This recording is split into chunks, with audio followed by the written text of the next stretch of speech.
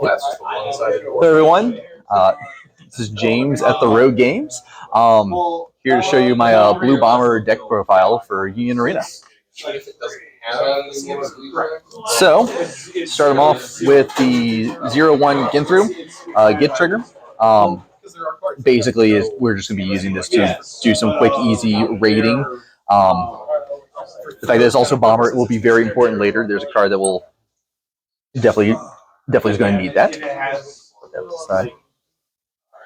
3-0-1 Nullify Impact. Been very hit or miss with these. Sometimes they are the best cards in the deck. Sometimes they are a card in the deck. But honestly, the quality of good blue cards is the quantity of good playable blue cards is not as vast as green. So you kind of have to make do with what we got. Two looter goons. Basically, just come to play, draw a card, pitch a card, draw a trigger. We're just using it to kind of sift through the deck a little bit more. Fill out the zeros as well. This will be all of our zeros. So 4-0-1 Scrying Genthru.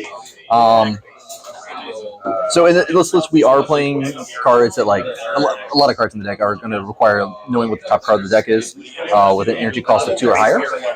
So not only are we always going to raid from this, because I said so earlier, we get to start setting up and manipulating the top of the deck.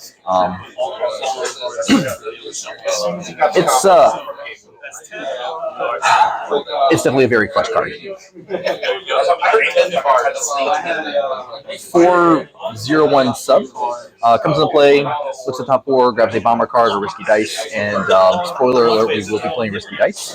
It's also Bomber traded, which will matter later on, but basically it just kind of improves our consistency, finding the only raid in the archetype, finding the 3-1 Bomber that is incredibly important later on, and like I said, we are playing Risky Dice, so it's just an extra target for there. For level 2s, I got these 4-2-1s with the Activate trigger.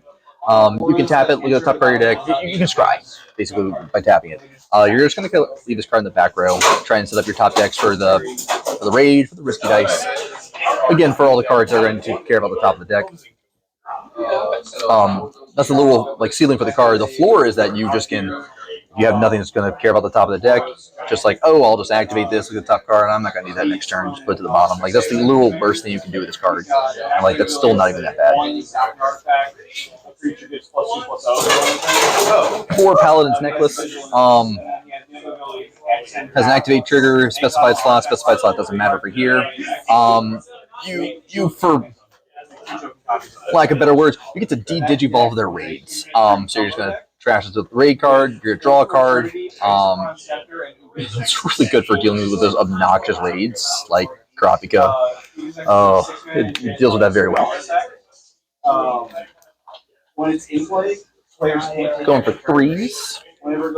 We got our color trigger, the 3-2 Genthru, Bomber subtrait. Color trigger is to bounce a 3-5 or less.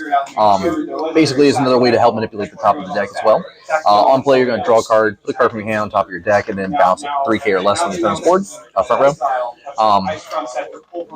When we're playing a lot of level 2s, 3s, and 4s, being able to stack the deck for all the effects is really nice, and getting removal off them is just fantastic as well. Alright, so here's the best level 3 in the deck, and debatably just one of the best cards in the deck, 3-1 Bara with a draw trigger. So as long as it's in the front row, once per turn, you're just going to reveal the top card of your deck and give something minus 1K on your opponent's side of the board, as long as they have as long as they're 1-5 or higher. 1.5 or higher. It's just free deck manipulation. Again, the floor of this effect is, oh, I'll scry 1, and the ceiling is, oh, I'll scry 1 and make your dude smaller for my removal, or to force you to have very bad trades of blocking. And this Bomber subtrait, which again will matter in a minute. 2 Patch Ashore. Specified slot, get trigger. Hand size becomes 15, which we're never really getting to 15 cards in hand, but like having 9 in hand happens way too often because at some point you're very efficient with your resources. And it comes to play is going to draw a card. 2 energy. The 2 energy also kind of matters. Allows you to set up some more plays where you can empty out your back row. Boom, the risky dice. Okay, so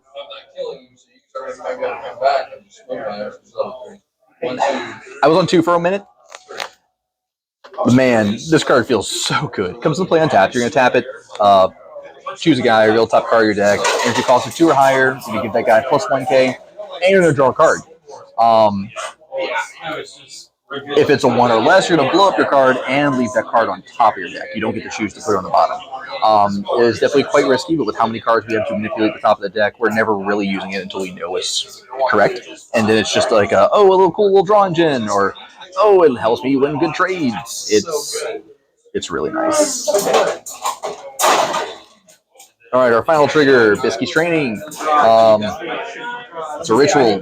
Pay 1 to untap 2. It has a final trigger. Every deck is going to be playing them. I only wish it was just a different name and just theming. It is very not thematic to have Bisky Training go and kill to fight the bombers in the bomber deck. But we'll live. It'll be fine. Okay, so here's the card that matters for having bombers. 3/2 release special trigger. It's going to KO something with 5k or less. But 2 cost is really high. I think if something costs 2, it better be swinging momentum in your favor quite hard.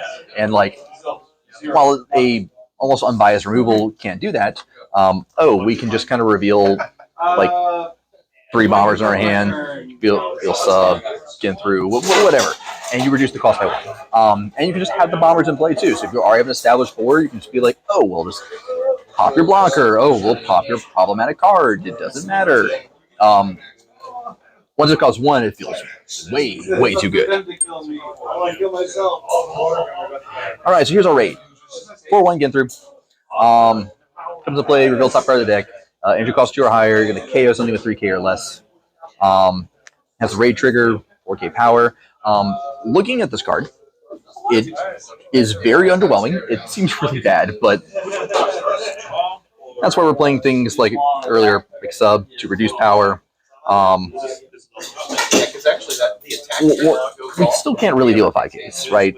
Like, it's just release. But we can deal with every 4K in the world just by setting up bar in the front row and being like, we'll just raid Genthru, pop something, get our quick hits in. We're not trying to race to the finish, which is why all these cards seem a little underwhelming. But they do combo very well together, and this card just kind of pushes it to the end because we finally get a little raid to swing in.